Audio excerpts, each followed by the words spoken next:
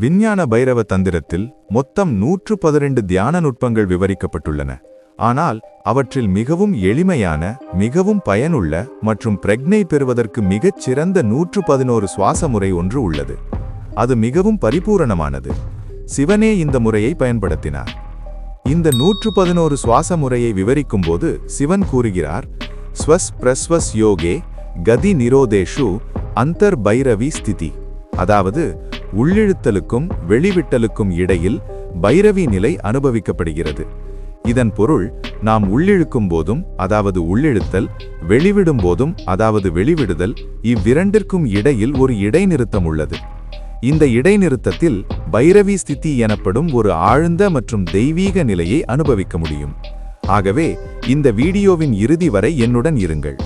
இன்று விஞ்ஞான பைரவ தந்திரத்தில் காணப்படும் 3 படி சுவாசத்தின் ஒரு இரகசியமான மற்றும் மதிப்புமிக்க நுட்பத்தை நான் உங்களுடன் பகிர்ந்து கொள்ளப் போகிறேன்.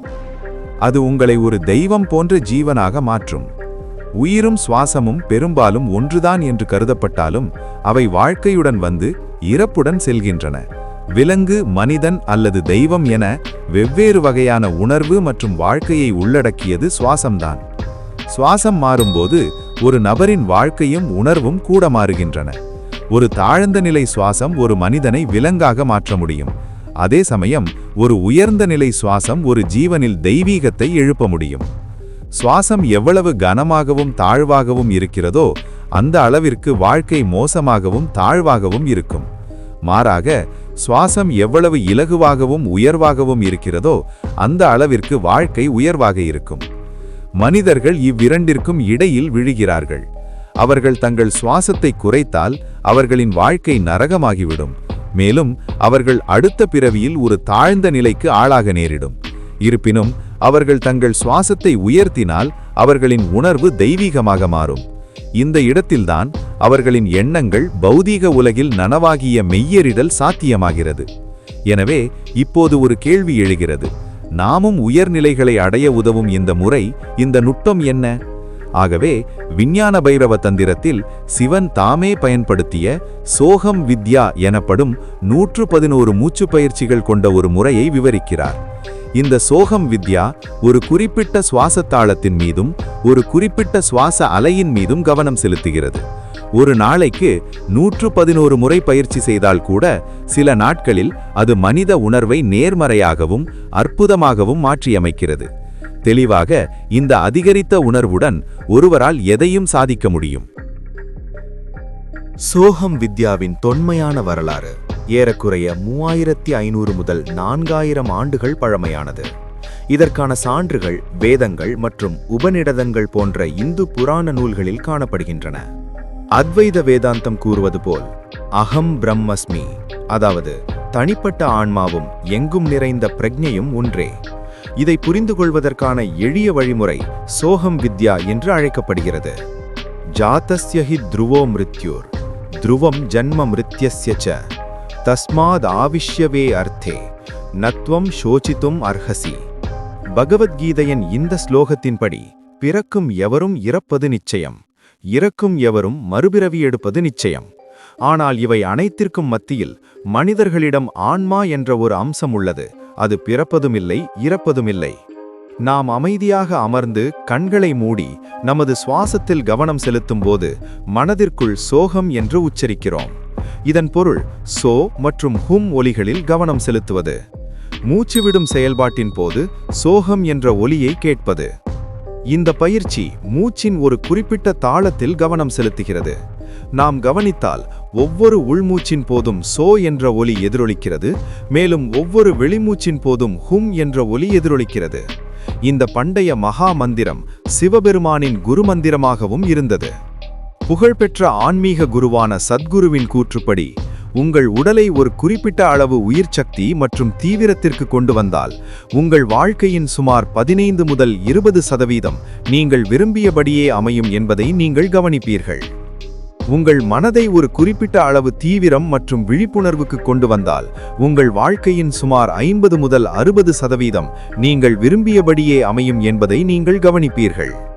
அதேபோல உங்கள் ஆற்றல்களை உச்ச நிலைக்கு கொண்டு வந்தால் உங்கள் வாழ்க்கையின் 100% நீங்கள் விரும்பியபடியே அமையும். நமது கனவுகளையும் ஆசைகளையும் அடைவதான நமது தேடலில் நம்மிடம் உள்ள மிகவும் சக்தி வாய்ந்த கருவிகளில் ஒன்றான நமது சுவாசத்தை நாம் அடிக்கடி கவனிக்க தவறுகிறோம். நாம் சரியாகவும் ஆழமாகவும் சுவாசிக்கும்போது நமது மனதில் தெளிவு கிடைக்கிறது, மேலும் நமது ஆற்றல்கள் நமது ஆசைகளுடன் ஒன்றிணைந்து விடுகின்றன. யோகா மற்றும் தந்திரத்தின் பண்டைய மரபுகளில் நமது உயிர் சக்தியின் ஓட்டத்தை விளக்குவதில் நாடிகள் முக்கிய பங்கு வகிக்கின்றன. இவற்றில் இடா, பிங்களா மற்றும் சுஷும்னா ஆகியவை மிகவும் முக்கியமானவை. இடா மற்றும் பிங்களா என்பவை நமது உடலின் வெவ்வேறு பகுதிகள் வழியாக செல்லும் இரண்டு ஆற்றல் பாதைகள். இடா நமது ஆற்றலின் பெண் தன்மையை குறிக்கிறது, அதாவது நமது உடல், மனம், அறிவுத்திறன் போன்றவை. மறுபுறம் பிங்களா நமது ஆற்றலின் ஆண் தன்மையை குறிக்கிறது, அதாவது நமது பிரக்ஞை. பரம பிரக்ஞையைப் போல அல்லது சிவன் என்றும் அழைக்கப்படுவது போல, மேலும் சிவனும் சக்தியும் ஒன்றாகும்போது, அதாவது இடா மற்றும் பிங்களா நாடிகள் சுஷும்னா நாடியில் அமையும் போது, அப்போதுதான் முக்தி அல்லது வெளிப்பாடு என்று அழைக்கப்படுவது சாத்தியமாகும். சுஷும்னா நாடியில் இடா மற்றும் பிங்களா நாடிகளை நிலைப்படுத்த ஒரு முறை உள்ளது. அது 3 படி சுவாசம் அல்லது 111 சுவாசங்களின் இரகசியம் என்று அழைக்கப்படுகிறது. இதை ஒரு உதாரணத்துடன் புரிந்துகொள்வோம். பஜ்ரங்பலியின் இந்த படம் இடா மற்றும் பிங்களா நாடிகள் சுஷும்னா நாடியில் நிலைப்படுத்தப்படுவதற்கு ஒரு மிகச்சிறந்த உதாரணமாகும். உதாரணமாக, இந்த படத்தின் வலது பக்கத்தில் இருக்கும் ராமர் பிங்களா நாடியின் அம்சத்தை குறிக்கிறார். இது நமக்குள்ளே பிரக்ஞையையும் முயற்சியையும் எழுப்புகிறது. இடது பக்கத்தில் இருக்கும் சீதை இடா நாடியை குறிக்கிறார். இது மனம், புத்தி மற்றும் உடலின் இயற்கையான குணங்களை குறிக்கிறது. இப்போது அனுமன் தனது இடா மற்றும் பிங்களா நாடிகளை முழுமையாக்கிய ஒரு யோகியாக இருந்தார். அனுமன் சாலிசா கூறுகிறது, அற்ற சித்திகளையும் நவநிதிகளையும் அருளியவளான அன்னை ஜானகிக்கு அத்தகைய வரம் வழங்கப்பட்டது. அஷ்ட சித்தி என்றால் 8 வகையான சித்திகள்: அனிமா, மகிமா, கரிமா, லகிமா, பிராப்தி, பிரகாம்யா, இஷித்வம் மற்றும் வஷித்வம். பஜரங்பலி இந்த 8 சித்திகளையும் பெற்றிருந்தார். இதில் அனிமா என்றால் ஒருவரின் உடலை அணுவின் அளவிற்கு சுருக்குதல். மகிமா என்றால் ஒருவரின் உடலை விரிவுபடுத்துதல். கரிமா என்பது கனமாகும் சக்தி. லகிமா என்பது இலேசானதாக மாறும் சக்தி. பிரகாம்யா என்பது எதையும் அடையும் சக்தி. இஷித்வம் என்பது உருவாக்கும் சக்தி. வஷித்வம் என்பது எல்லாவற்றையும் கட்டுப்படுத்தும் சக்தி. இறுதியாக காமவசயிதா, எந்த ஆசையையும் நிறைவேற்றும் சக்தி. நீங்கள் கூர்ந்து கவனித்தால் இந்த 8 சித்திகள் அனைத்தும் வெளிப்படுத்துதலுடன் தொடர்புடையவை.